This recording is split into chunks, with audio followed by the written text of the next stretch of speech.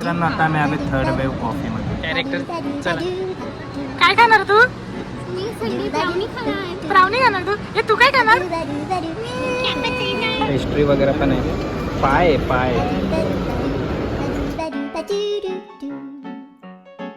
Number आपल्याला दिलेला आहे. आता फर्स्ट ब्राउनी संडे. तर आपला हॉट कॅपॅचिनो आलेला आहे. हे बघा स्ट्रो टाकलेले. ते असं ट्राय करूया. खूप मस्त लागतं. थंडगार आणि कॉफी एकदम भारी लागते आणि क्रीम पण मस्त. आता याकरता पण क्रीम खाऊन बघूया. मस्त एकदम स्वीट आहे. हो